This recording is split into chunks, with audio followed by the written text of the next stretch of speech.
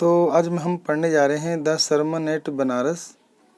सरमन माने उपदेश होता है और बनारस पे उपदेश के बारे में पढ़ेंगे कि बनारस में उपदेश जो है महात्मा बुद्ध ने क्या दिया था जब उन्हें ज्ञान की प्राप्ति हो गई थी। तो इम्पोर्टेंट क्वेश्चन पढ़ेंगे। पहला है how is the city of Banaras important. कहता है कि जो बनारस शहर है ये कितना महत्वपूर्ण है, कैसे महत्वपूर्ण है। तो Banaras is a scared city of the Hindu as the river Ganga flow through it. Banaras शहर जो है एक पवित्र शहर है हिंदुओं का, और ये गंगा नदी के किनारे गंगा नदी यहाँ से होकर बहती है। गौतम बुद्ध ने उपदेश दिए थे। फर्स्ट सरमन, अपना पहला उपदेश दिया था at the city of Banaras में ही उन्होंने अपना पहला उपदेश दिया था। It was about accepting death as an inseparable part of life and not grieving unduly over it।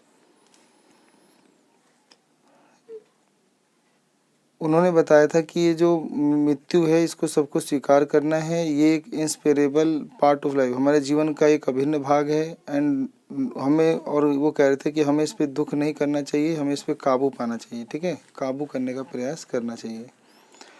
अगला है कि what is the moral of the lesson the sermon at Banaras. तो जो सरमन एट बनारस वाला चैप्टर है, यहाँ का इस पाठ का मुख्य मोरल माने मुख्य नैतिक शिक्षा, नैतिक उपदेश क्या है। The moral of the lesson is that, जो मुख्य उपदेश है इस लेसन का वो ये है कि one should understand the human being are mortal, कि हर किसी को समझना चाहिए कि जो मनुष्य हैं वो नासवान हैं। And no one can escape death, और कोई भी जो है मृत्यु से बच नहीं सकता है। पीपल मस्ट अंडरस्टैंड, लोगों को ये अवश्य समझ लेना चाहिए कि that thinking about bound situation will increase one's stress and lead to sorrow. जान लेना चाहिए कि उन स्थिति को जान लेना चाहिए कि जिसमें अगर हम पड़ गए तो हमें दुख और निराशा ही प्राप्त होगी। And so our primary focus, इसीलिए हमारा पहला फोकस होना चाहिए कि शुड बी नो नेग्लेक्टिंग सोरो, तो हमें दुख को, लापरवाही के दुख को नहीं होना चाहिए। And focusing on things that make us happy, हमें उन चीज़ों पे ध्यान फोकसित करना चाहिए जो हमें खुश रखते हों। ठीक है। What were the sites that moved and shocked Gautam, कौन कौन से दृश्य थे जिससे जो गौतम थे वो विचलित हो गए और हैरान हो गए। तो प्रिंस गौतम, जो राजकुमार गौतम थे, had been deliberately shielded from all the sufferings of the world, उन्हें दूर रखा गया था, दुनिया के सभी दुखों से दूर रखा गया था गौतम बुद्ध को महल में। वन डे, एक दिन, ही चांस्ड अप अपॉन ए सिक मैन, एक दिन उन्हें मौका मिला कि उन्होंने देखा एक बीमार आदमी। एंड देन एज मैन, तभी एक बूढ़े आदमी को देखा। And then a funeral procession, उन्होंने एक फ्यूनरल प्रोसेसन यानी एक अंतिम संस्कार होते हुए देखा किसी के। फाइनली, अंत में, ही सो ए मंक बेगिंग फॉर आर्म, उन्होंने एक साधु को देखा जो भिक्षा मांग रहे थे। दिस साइट्स, इन दृश्यों ने मूव्ड हिम, उन्हें विचलित कर दिया। And he went out into the world to seek the solution of all the suffering, तो वो निकल पड़े दुनिया के इन सभी दुख के कारणों का हल पता करने के लिए। And he wanted to seek enlightenment, और वो चाहते थे ढूंढना पूर्ण ज्ञान। ठीक है, एनलाइटमेंट मतलब होता है पूर्ण ज्ञान, जानना चाहते थे वो। ठीक है, इसलिए वो अपना महल वहल छोड़ के निकल जाते हैं ज्ञान की तलाश में। ठीक है। अगला प्रश्न है what did the Buddha preached to the people, Buddha ने लोगों को क्या उपदेश दिए। तो बुद्ध सेड दैट, बुद्ध ने कहा कि डेथ इज कॉमन, कि मृत्यु सामान्य है। टू ऑल मोर्टल्स, यानी सभी नाशवान वस्तुओं के लिए मृत्यु समान है।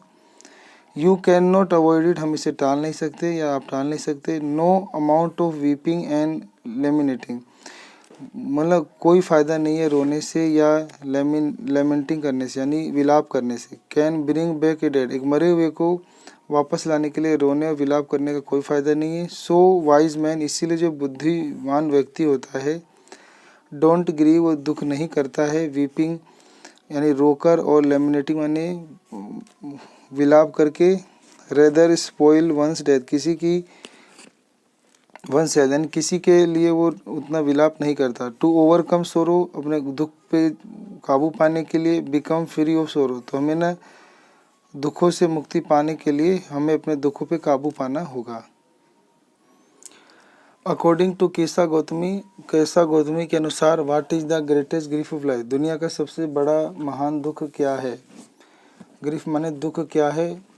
अकॉर्डिंग टू केसा गौतमी के अनुसार the greatest grief in the life is death of one's loved one, दुनिया का सबसे बड़ा दुख जो है अपने चहीते प्यारे का मृत्यु हो जाना है। And one's unable to stop them for dying, और दूसरे के द्वारा उसे मरते हुए मतलब रोक नहीं पाना है, ये कारण है, ये दुख का बड़ा कारण है। She had tried in when, उसने बेकार में ही कोशिश की। टू रिवाइव हर सन, अपने पुत्र को पुनः जीवित करने की। फाइंडिंग हर सो मिजरेबल, उसने देखा कि वो कितना ज़्यादा मिजरेबल है, यानी वो कितनी ज़्यादा मतलब बेकसूर थी, कितनी मासूम थी। The Buddha thought of a way to teach her to stop grieving, तो बुद्ध ने एक रास्ता ढूंढा उसके दुख को रोकने का, दूर करने का। She eventually understood the lesson, वो अपने आप ही समझ गई इस पाठ को कि that Buddha wanted to convey death should be accepted as it is inevitable, जैसा कि बुद्धा चाहते थे कि वो मृत्यु के बारे में मतलब जान ले, समझ ले, तो वो अपने आप ही जो है वो स्वीकार कर ली और वो समझ गई कि वो जो है गलत कर रही थी, वो अपने बच्चे को वापस प्राप्त नहीं कर सकती। ठीक है, अगला है कि how did Kisa Gotami realise that life and death is a process, कैसे केसा गौतमी को प्रतीत होता है कि जीवन और मृत्यु जो है ना एक प्रक्रिया है। Kisa Gotami went from house to bring a handful of mustard seed, Kisa Gotami घर घर जाती है एक मुट्ठी सरसों के बीज मांगने। But was unable to find one house, लेकिन वो अयोग्य हो जाती है एक ऐसा घर ढूंढने में वेयर जहाँ नबडी डेड, जहाँ कोई नहीं मरा हो, उसी घर से बीज लाना था, तो वो नहीं ढूंढ पाती ऐसा घर। तो she sat down by the road side, तो वो सड़क के किनारे बैठ जाती है शाम को। And so the light of the city flickering and extinguishing, तो वो फिर शहरों पे जो प्रकाश जगमगा रहे हैं, टिमटिमा रहे हैं, उनको जलते और एक्सटिंग्विश माने होता है बुझते हुए देखती है। और 10 सी रिलाइज, तो इस तब उसको पता चल जाता है कि ह्यूमन लाइफ, कि मानव का जीवन जो है ना वो भी सिमिलर इसी की तरह है टू द लाइट, इन लाइट की तरह है जो कभी जलता है बुझता है। ठीक है, मृत्यु पे मतलब मनुष्य का काबू नहीं है।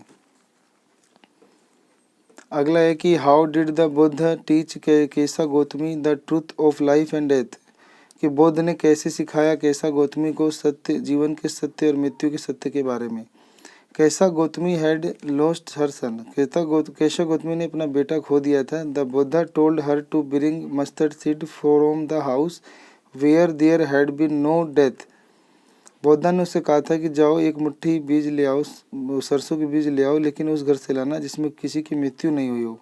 तो van C could not fulfil this condition, जब वो इस शर्त को पूरा नहीं कर पाती है तो सी अंडरस्टूड, तो वो समझ जाती है कि that is the ultimate truth, कि जो डेथ है वो एक मतलब सच्चाई है। एंड ऑल क्रिएचर, जो सभी प्राणी दैट आर बोर्न, जो सभी प्राणी जो जन्म लिए हैं, मस्ट डाई वन डे, एक दिन उन्हें मर जाना है। This is what Buddha wanted her to understand, तो यही जो थे ये समझाना चाहते थे बुद्धा।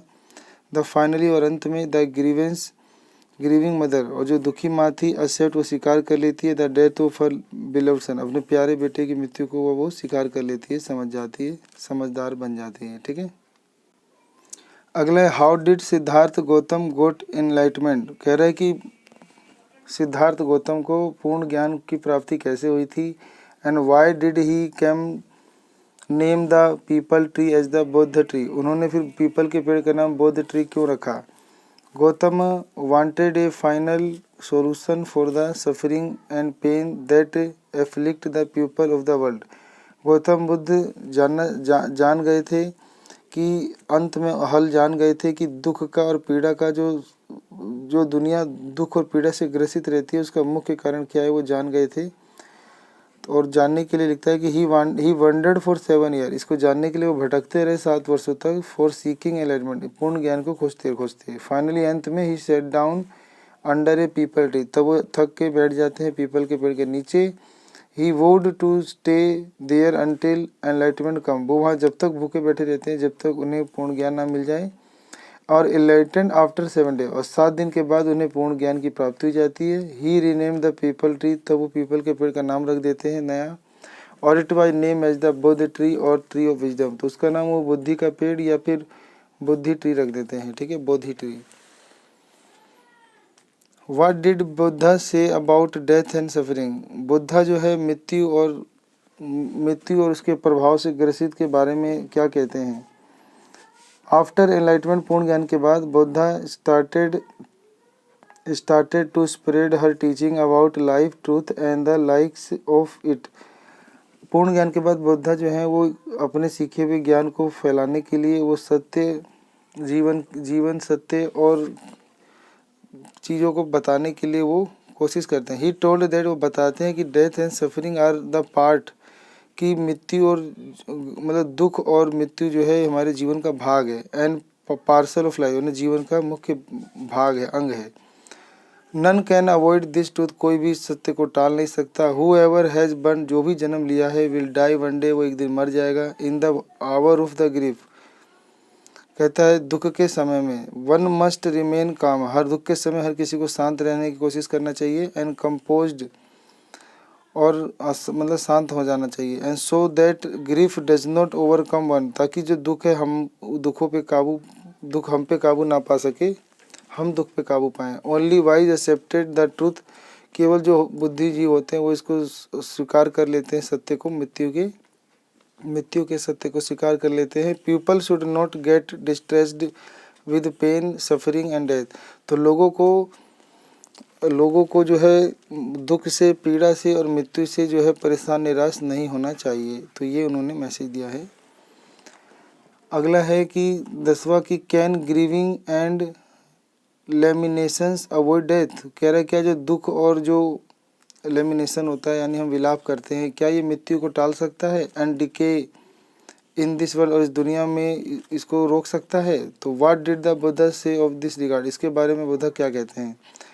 वो कहते हैं कि दिस वर्ल्ड, ये जो दुनिया है, is affected with death and decay, ये जो दुनिया है वो मृत्यु और पीड़ा से जो है वो ग्रसित रहती है। देयरफॉर, इसलिए द वाइज डोंट ग्रीव, तो इसीलिए जो बुद्धिजीवी लोग हैं वो दुख नहीं करते।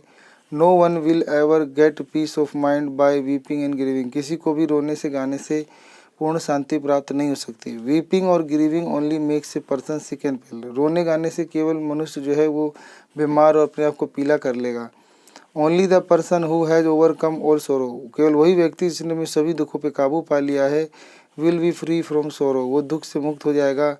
And he will then be blessed, और उसे फिर परम सुख प्राप्त करेगा, ठीक है।